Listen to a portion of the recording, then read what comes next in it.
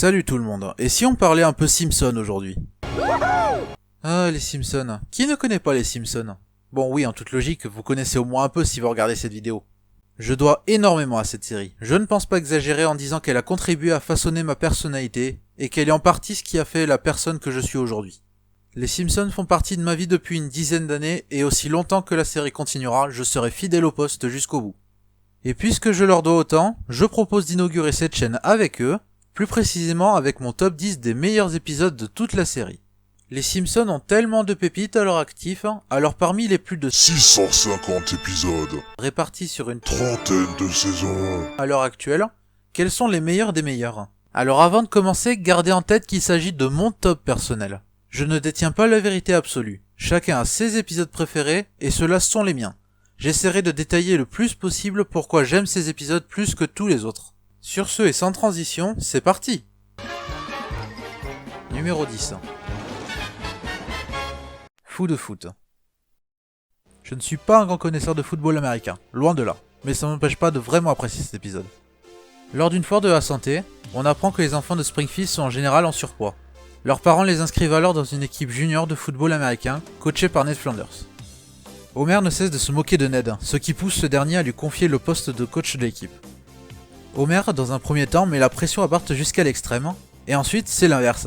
Il se montre trop gentil envers lui, et le place même en quarterback alors qu'il n'en a clairement pas les compétences. Pour commencer, cet épisode est une mine d'or en matière d'humour. Déjà, il y a full d'excellentes répliques que j'adore ressortir dans la situation adéquate dans la vie courante.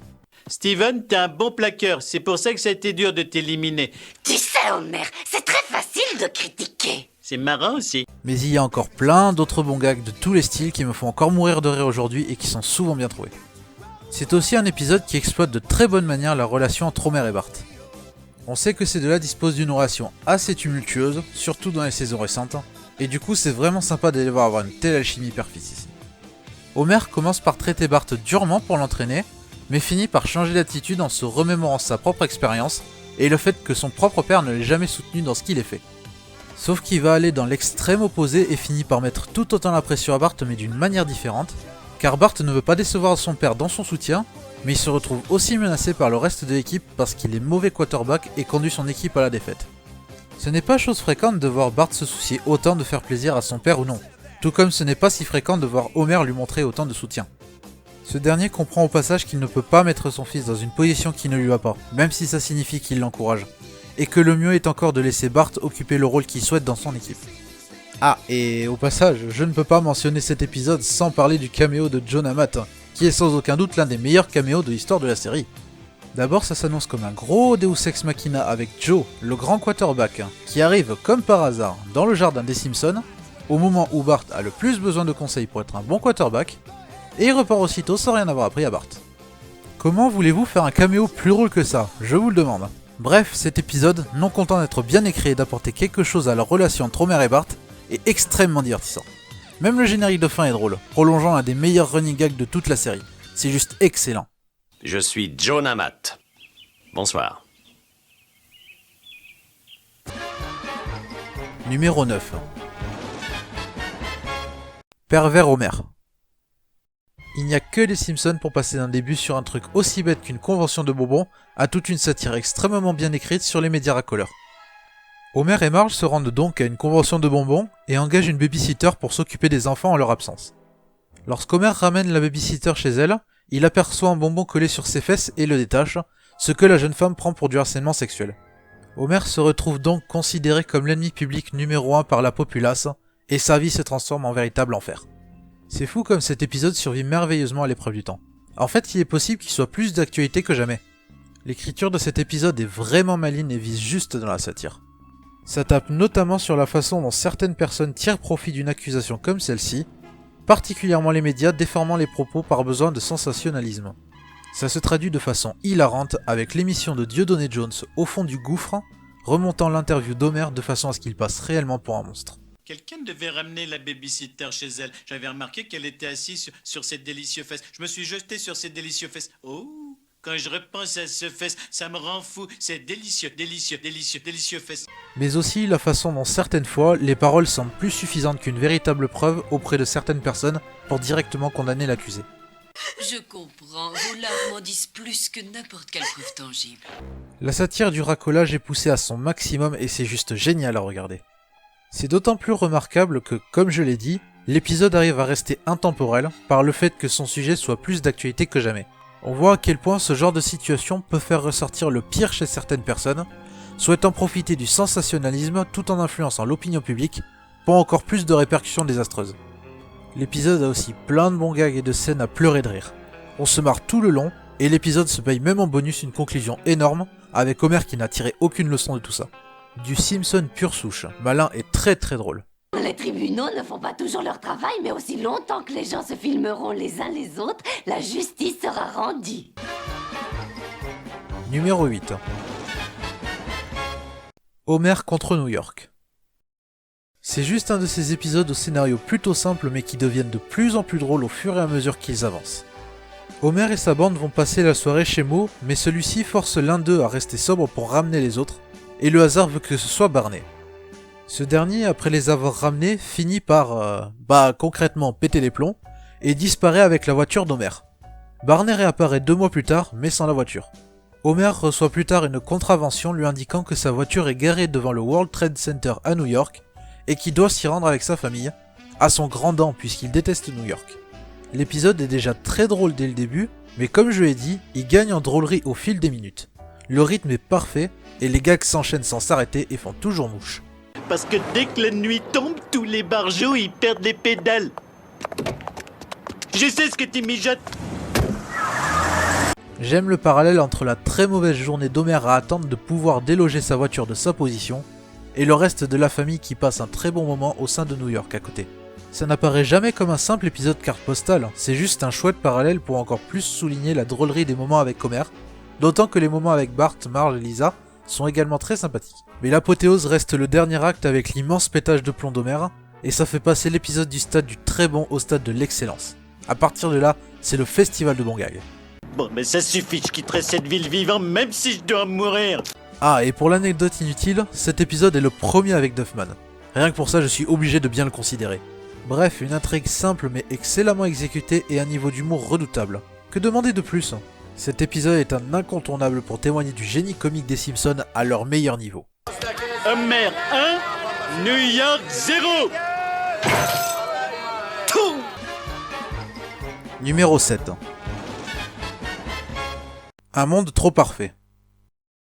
C'est sans aucun doute l'un des épisodes les plus cultes et les plus mémorables pour un grand nombre de fans de la série, moi inclus, et ce pour bien des raisons. Homer se voit proposer un nouveau job par une entreprise nommée Globex Corporation, lui proposant bien des avantages comme un salaire mirobolant et une mutuelle. Mais aussi cela implique que lui et sa famille déménagent à Cypress Creek, dans une nouvelle maison qui est également proposée dans les avantages de ce nouveau travail. Et pendant qu'Homer se plaît à son boulot et entretient une véritable amitié avec son nouveau patron, le reste de sa famille finit par avoir le mal du pays et regrette la vie comme elle était quand ils étaient à Springfield. Soyons honnêtes, la première chose qui revient automatiquement à l'esprit quand on pense à cet épisode, c'est ce bon vieux Hank Scorpio. Ce type est juste l'un des meilleurs, si pas le meilleur, personnage de la série à apparition unique. J'irais même jusqu'à dire que c'est l'un de mes personnages préférés, toutes séries confondues. Cet homme est ultra mémorable pour bien des raisons. Il est hilarant, il est charismatique, il a une grande complicité avec Homer, et pour couronner le tout, c'est un super vilain. Ce qui est génial, c'est sa personnalité qui ne laisse jamais apparaître qu'il puisse être méchant quand il est en compagnie des personnes qu'il estime. Au contraire, il a tout du patron et ami qu'on voudrait tous avoir. Goûtez les papayes, elles sont juteuses, bourrées de vitamines, ça vous rendra fort comme Popeye. Popeye, papaye, Popeye, papaye, voyez, c'est la même chose, la même. Bon, laissez tomber, comment ça va, je suis Hank Scorpio. C'est ce parallèle entre sa personnalité aimable et sa nature de super vilain qui lui donne ce truc en plus, qui le démarque de bien d'autres personnages. Il aurait pu faire un grand méchant dans les James Bond. Ce n'est pas pour rien qu'il y ait plusieurs références à James Bond justement dans l'épisode. Il a même son propre générique en plus. Scorpio! He'll sting you with his dreams of power and wealth. Beware of Scorpio! Par ailleurs, l'épisode explore d'excellentes manières le reste de la famille et comment elle se sent à Cypress Creek. C'est intéressant et même compréhensif de les voir dans une telle ville qui devrait leur permettre d'exaucer tous les possibles, et au final regretter la vie telle qu'elle était avant. Ça conduit Homer à devoir prendre une décision responsable parce qu'il souhaite vraiment voir sa famille heureuse, même si ça implique de laisser derrière lui une chose qui le rendait lui-même heureux. Ça prouve à quel point il tient au bonheur de sa famille et c'est franchement touchant. En fait, c'est tout l'art de cet épisode. Il allie à la perfection une intrigue complètement farfelue avec quelque chose de plus terre à terre. Ça se résume bien avec le climax de l'épisode totalement démesuré, au milieu duquel Homer fait son propre constat et choisit de renoncer à sa vie rêvée pour le bien de sa famille. C'est tout simplement du pur génie. Y a du sucre par ici? Du sucre, bien sûr. Tenez. Ah, désolé, il n'est pas en sachet. Un peu de lait? Non. Numéro 6. Homer l'hérétique. Quand un épisode est capable de parler à tout le monde avec un sujet aussi délicat à aborder que celui de la religion, vous savez que c'est le signe d'un épisode brillant. Un dimanche matin, par une matinée d'hiver glaciale, Homer refuse d'aller à l'église et reste bien au chaud chez lui. Il passe une excellente matinée seul à la maison pendant que sa famille souffre du froid à l'église. Il est tellement satisfait de sa matinée qu'il décide de ne plus jamais aller à l'église le dimanche matin, au grand dent de Marge qui est très à cheval là-dessus. C'est donc un épisode centré sur la religion, et c'est clair que le sujet est très difficile à aborder, surtout quand on voit à quel point il est facile de se casser les dents dessus. Mais Homer l'hérétique s'en sort plus que bien de son côté. Il est très bien écrit et dispose d'un excellent sens de l'humour. Les auteurs tournent joyeusement la religion en dérision, ainsi que l'effet qu'elle peut avoir sur certaines personnes, mais ne se montrent jamais insultants envers personne. Il y a quelques tacles osés mais qui restent évidemment juste des petits gags, sans que ça ne soit bête et méchant. Alors, ganache, tu veux une cacahuète? N'en ferai pas des cacahuètes à mon Je Dieu. veux pas t'offenser, mais quand ils ont distribué les religions, tu devais te sortir pisser. Et puis il y a les scènes avec Dieu lui-même qui sont quand même totalement légendaires. Impossible pour moi de ne pas rire à ces scènes chaque fois que je les regarde. Que ce soit ses dialogues avec Homer, son côté un peu relax en quelque sorte, ou encore la délicieuse voix que lui donne Michel Modo en VF, c'est juste merveilleux. Tu sais, quelquefois, même moi, je préférerais regarder le foot. Est-ce que Saint-Louis a toujours une bonne équipe? Ils sont partis à Phoenix. Non, ouais. J'adore aussi le tout début de l'épisode avec Homer qui profite à fond de son dimanche matin. Là encore, impossible pour moi de ne pas me sentir de bonne humeur devant ces scènes, peu importe le nombre de fois que je les ai vues. Et ça accentue la drôlerie du parallèle avec sa famille qui passe un très mauvais moment à l'église à cause du froid à côté. L'intrigue est globalement rondement menée, Homer est à son meilleur, et le climax avec l'incendie de la maison est une bonne conclusion, permettant d'aboutir à une morale très satisfaisante et universelle. Cet épisode doit peut-être plus parler aux Américains, considérant l'importance de la messe dans la culture américaine. Il y a notamment le comportement de Marge qui peut sembler un peu exagéré aux yeux de certaines personnes, mais j'imagine que c'est un épisode qu'il faut remettre dans le contexte. Cet épisode a été écrit il y a plus de 25 ans après tout. Mais bon, il n'y a rien qui me fasse vraiment sortir de l'ensemble. En bref, c'est un épisode qui sait maîtriser son sujet pour faire quelque chose de mi-dérision, mi-bon enfant, sans chercher à offenser qui que ce soit, avec beaucoup de bons gags à la clé. Excellent. Maintenant, tu vas m'excuser, j'ai une apparition à faire. Aux Antilles, dans un verre de rhum.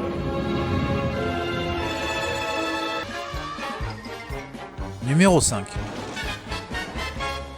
Le monorail. Régulièrement cité parmi les épisodes considérés comme les plus drôles et les plus divertissants de l'entièreté de la série, et ce n'est pas moi qui vais contredire ça.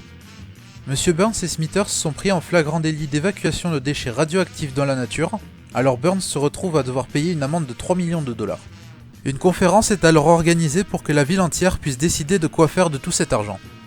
C'est alors qu'un homme nommé Lyle Lanley convainc la population de concevoir un monorail à Springfield, avec Homer désigné comme conducteur une fois sa construction achevée. Sauf que Marge découvre les véritables intentions de Lanley et que le monorail est une gigantesque arnaque, risquant de mener à de gros dégâts. Là on entre dans une catégorie qui a souvent été source d'épisodes du type un coup ça marche, un coup ça rate, les épisodes avec une intrigue complètement délirante voire surréaliste. Oui, vous savez, ce qui est à l'origine des hauts et des bas de l'ère avec Mike Scully en showrunner, et du début de celle avec Al Jean, quelque chose comme les saisons 10 à 13. Je ne suis pas très client de ce genre d'épisode à moins qu'il soit bien maîtrisé, ce qui est totalement le cas du monorail. Notamment parce qu'il dispose d'un paquet de bons gags tous plus variés les uns que les autres et qui font toujours mouche, l'ensemble est à mourir de rire. Ça propose aussi une histoire originale, solide, avec une chanson entraînante au passage, et à l'exécution parfaitement gérée, en plus de faire intervenir un grand nombre de personnages de Springfield pour notre plus grand plaisir. On peut aussi compter sur l'apparition de deux nouveaux excellents personnages. D'abord l'escroc notoire au charisme certain Lyle Lanley, c'est dur à dire, et Sébastien Cobb, savant venant d'une autre ville également victime d'une arnaque de Lanley par le passé. Ce dernier n'a pas beaucoup de lignes, mais je trouve quand même que c'est un excellent personnage un peu oublié à mon sens. On arrive trop tard! Ah, j'aurais pas dû m'arrêter, j'ai le goiveur. T'es saoulé. Le dernier acte, c'est l'apothéose, permettant à l'équipe de se lâcher en proposant une scène remplie d'action, menée par un rythme d'enfer et un enchaînement de gags tous plus poilants les uns que les autres. Sans oublier l'apparition de Leonard Nimoy, d'une inutilité particulièrement assumée, mais qui délivre plein de bonnes répliques au passage. Une éclipse solaire. Le balai cosmique est en place. Quelqu'un veut changer de siège? Quand même, dire que ce brave Léonard a eu droit à 2 apparitions au cours de la série, et que les deux sont aussi drôles l'une que l'autre et l'ont propulsé au rang des meilleurs guest stars de la série dans leur propre rôle. Que dire de plus, cet épisode est un régal, divertissant, barré et franchement drôle de bout en bout.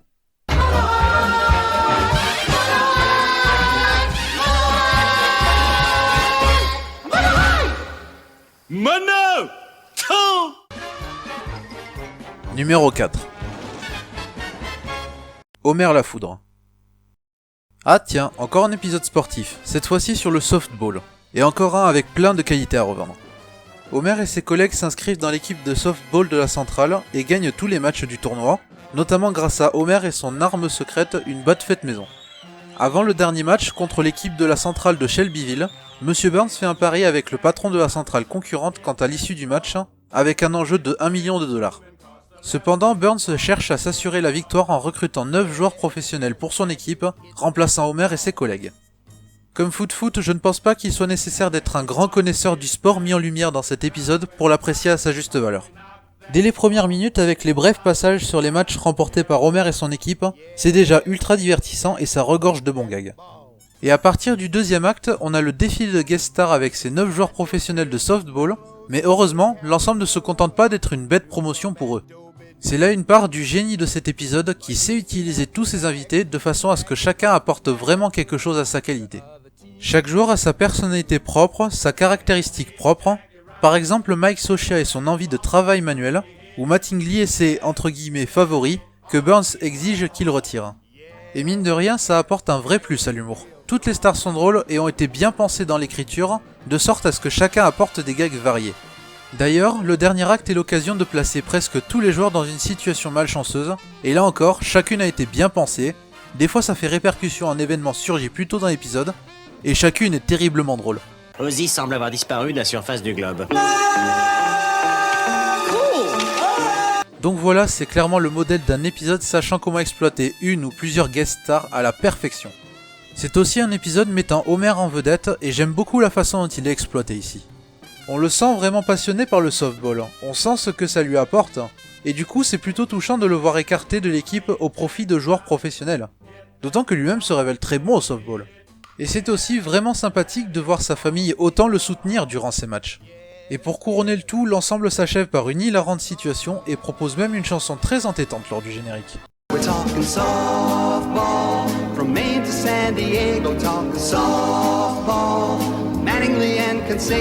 Contentons-nous de dire pour résumer que cet épisode est un véritable classique. Peu importe que l'on soit connaisseur de softball ou non, il y a moyen de trouver son compte en le regardant. Vous donnerez 150% de vous-même. C'est impossible, personne ne peut donner plus que 100%. Par définition, c'est le maximum que chacun peut donner. Numéro 3. Homer, le baron de la bière. Avant de parler de cet épisode, j'ouvre une petite parenthèse sur le scénariste John Swartzwelder. Cet homme est, en quelque sorte, une légende pour les fans des Simpsons. À tel point qu'il y a eu des théories pour savoir si cet homme existait réellement. Ah, si. Pour en savoir plus sur lui, je vous renvoie à cette excellente vidéo très informative sur lui. Le lien sera dans la description. Tout ça pour dire que jusqu'ici, il a écrit 3 des épisodes de cette liste. Et, spoiler alerte, il y en a un autre à venir. Voilà, je voulais juste mettre un peu en lumière le talent de ce génie. Je referme la parenthèse, retour à l'épisode en lui-même. J'aime voir un film, une série ou un quelconque autre média se dérouler en période de prohibition ou y faire allusion. Je trouve toujours ce contexte fascinant. Du coup, quand les Simpsons font tout un épisode là-dessus, en plus de parodier un super film au passage, ça ne pouvait qu'être excellent. C'est la Saint-Patrick à Springfield, et pendant le défilé, Bart boit accidentellement de la bière et finit ivre sous le regard des caméras. Les répercussions ne se font pas attendre, certains habitants exigent le retour de la prohibition, ce qui est appliqué suite à la découverte d'une ancienne loi de la ville. Et pour être sûr que cette loi soit respectée et pallier le problème de la contrebande et des policiers corrompus, Homer engage Rex Banner, un détective incorruptible prenant la place du chef de la police. Homer ne l'entend pas de cette oreille et continue à approvisionner la ville en alcool sous l'identité du baron de la bière. Je trouve l'intrigue de cet épisode absolument géniale. De l'idée de la prohibition jusqu'au plan d'Homer pour continuer à fournir de l'alcool, ainsi que sa confrontation avec Rex Banner, c'est juste parfait. Rex Banner d'ailleurs qui rejoint les rangs des meilleurs personnages de la série à apparition unique, aux côtés de Hank Scorpio. Tout l'intérêt comique de ce personnage vient de son côté 100% sérieux, qui contraste avec la drôlerie des situations dans lesquelles il est impliqué, ou les répliques qu'il prononce. Et sa confrontation avec le mystérieux baron de la bière, dont il est basiquement le seul à ne pas connaître la véritable identité, occasionne quelques grosses barres de rire. Tu es là quelque part, baron de la bière, et je vais te trouver. Tu me trouveras pas! Si, je te trouverai! Non! Comme je l'ai dit, j'aime aussi l'atmosphère de cet épisode, qui tente vraiment d'immerger dans une reconstitution de la prohibition américaine, et la parodie des Incorruptibles est au poil, avec Rex Banner qui rappelle le personnage d'Elliot Ness dans le film. Et j'adore l'exploitation d'Homer dans cet épisode. Déjà il est très drôle, comme dans ses meilleurs jours, et il arrive à concevoir un plan vraiment ingénieux pour continuer à fournir de l'alcool. Et même Marge l'admet, son idée est vraiment futée. Et en même temps, que ne ferait pas Homer pour conserver l'une des choses qu'il aime le plus au monde, quand on y réfléchit bien. En tout cas, Homer est sacrément drôle dans cet épisode, et il n'est pas le seul à apporter plein de situations hilarantes. Il y a un bon gag toutes les 30 secondes maximum. L'ensemble me captive et me fait rire jusqu'au bout. Il n'y a aucun véritable défaut, sinon la fin qui est un poil facile, mais je ne pense pas qu'il s'en cachait. D'autant qu'elle est toujours drôle, un chef-d'œuvre.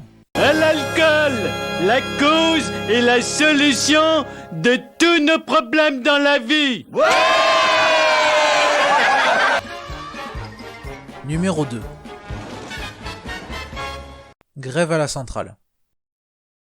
Si je devais faire un classement des épisodes uniquement sur le critère de l'humour, celui-ci serait probablement tout en haut de la liste. C'est le plus drôle de tous à mon sens.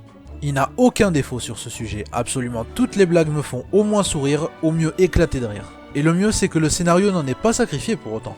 Monsieur Burns décide de supprimer la mutuelle dentaire du contrat avec ses employés, ce qui tombe très mal pour Homer puisque Lisa doit porter un appareil dentaire. Alors Homer déclenche une manifestation et se retrouve à la tête du syndicat des ouvriers de la centrale. Mais il va devoir défier Monsieur Burns qui le considère comme une menace sérieuse et tente d'entamer des négociations avec lui. Tout, absolument tout du début jusqu'à la fin est drôle. Et j'adore la façon dont l'humour arrive également à servir la progression du scénario. Notamment avec Burns et Homer s'embarquant dans un certain nombre de quiproquos, alimentant plus encore la confrontation. J'adore également la variété de l'humour. On a des répliques cultes, des gags visuels, des parodies, des autoréférences, des situations délirantes, et même un gag à rallonge qui finit par atteindre un point de non-retour à un moment, si bien qu'il en est lui aussi à mourir de rire. Cet épisode est non seulement le plus drôle, c'est aussi le plus recherché et le plus constant dans son humour à mon sens. À aucun moment on ne sent la baisse de rythme, et la majeure partie des blagues fait preuve d'une grande cohérence. Ne serait-ce que cette scène qui insiste sur le double sens avec Homer qui a simplement envie d'aller aux toilettes alors que Burns veut parler affaires avec lui. Écoutez Homer, je sais à quoi vous pensez, et je veux vous soulager. Je suis le patron, vous êtes l'employé, alors tout ça c'est du pipi de chat. Ne vous retenez pas Homer, laissez-vous aller et vous pourrez vous la couler douce. Les toilettes c'est où? C'est la 23e porte à gauche. Ah, il ne m'a même pas écouté. Ah si, je pense qu'il t'a écouté Burns. Le scénario est également très bon. Il est a priori simple mais il est quand même très intéressant et il y a matière à apprendre quelques petits trucs sur comment fonctionne un syndicat. C'est aussi une vision de la grève et de la confrontation du peuple contre l'employeur extrêmement bien menée et plutôt réaliste. Et Burns est dans une forme olympique dans cet épisode. À mon sens c'est sa meilleure apparition dans l'histoire de la série, juste devant Rosebud et qui a tiré sur Monsieur Burns.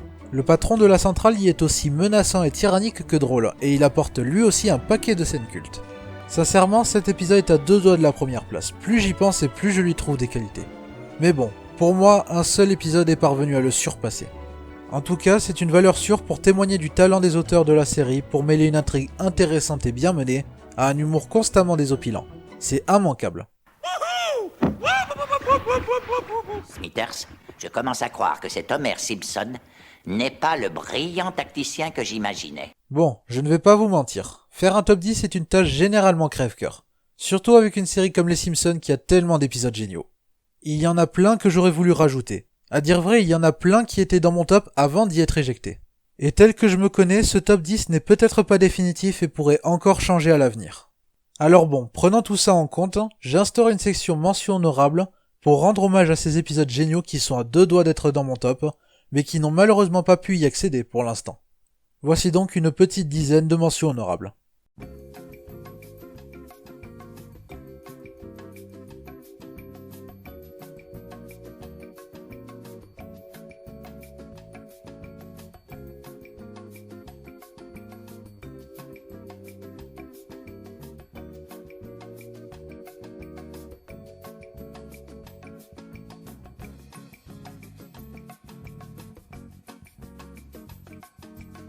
Bon allez, trêve de remplissage, il est temps de passer à mon épisode favori. Numéro 1. Homer le Grand. En général, avec les séries, il y a toujours un épisode qui parle à chaque personne plus que n'importe quel autre épisode, et c'est généralement ce qui détermine le favori de chacun. Homer le Grand a toujours été mon épisode favori des Simpsons, mais je pense que j'ai mis du temps avant de pleinement me rendre compte pourquoi j'aime cet épisode plus que tous les 650 et quelques autres. Et c'est mieux que je le sache pleinement, comme ça c'est plus facile pour moi d'en parler. Homer découvre que Lenny et Carl ont droit à des privilèges à la centrale que lui n'a pas, et décide de les suivre un soir pour découvrir ce qu'ils cachent. Il se trouve que Lenny et Carl, ainsi que bien d'autres Springfieldiens, font partie d'une société secrète appelée les Tailleurs de Pierre, et Homer cherche donc à tout prix à les rejoindre. Vous vous souvenez quand j'ai parlé de John Swartzwelder ? Eh bien le voilà son épisode restant, il n'y avait que lui pour faire ressortir tout le potentiel d'une intrigue pareille. Cet épisode a tout ce que j'aime avec les Simpsons, déjà il profite à fond de son concept pour délivrer une tonne de blagues mémorables. Grève à la centrale est peut-être un tout petit peu plus drôle, mais Homer le Grand n'a pas à rougir tant son sens de l'humour est au-delà du solide. Il joue à merveille avec l'idée d'une société secrète et les théories du complot sont tournées en dérision pour délivrer des gags vraiment malins et franchement hilarants. Qui truc les remises d'Oscar? Ah donc c'est à cause de vous que mes favoris ne gagnent jamais aux Oscars? Et plus ça avance et plus l'épisode révèle sa richesse et sa drôlerie narrative. Notamment avec le dernier acte où Homer est considéré comme l'élu à cause de sa tâche de naissance. C'est délirant de bout en bout mais c'est exécuté à la perfection et ils ont réussi à tirer le meilleur parti d'une idée aussi originale. Et je note aussi la présence d'un personnage à apparition unique que je trouve pas assez estimé au sein de la communauté des fans, le grand chef des Tailleurs de Pierre numéro 1. Sans oublier la chanson des Tailleurs de Pierre, parmi les meilleures chansons de l'histoire de la série, aussi entraînante que drôle. Mais ce qui en fait aussi l'épisode que j'aime le plus de l'entièreté de la série, c'est le fait que, comme un monde trop parfait, il mêle une intrigue farfelue à quelque chose de plus terre à terre, et ce sur un sujet qui me parle totalement. L'envie d'être accepté par les autres. Et je n'avais pas immédiatement compris à quel point Homer, dans cet épisode, est en quelque sorte le reflet de ma propre personnalité d'autrefois. C'est-à-dire quand j'étais petit et que je me sentais à l'écart des autres et que j'avais envie de me sentir accepté au sein d'un groupe. Et Homer ici a vécu la même chose déjà petit quand il voulait faire partie d'un groupe qui était malheureusement pour lui le groupe interdit aux Homers. L'idée des Tailleurs de Pierre est donc aussi là pour parler de ce sujet et ça arrive vraiment à se mêler avec harmonie avec tout le délire sur une société secrète.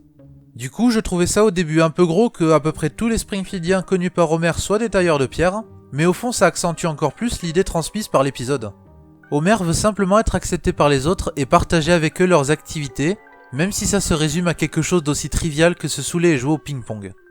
Je pense que certains d'entre nous ont connu ça, l'envie de rejoindre un groupe même si ces activités ne sont pas nécessairement extraordinaires, juste pour le besoin de se sentir accepté dans un groupe.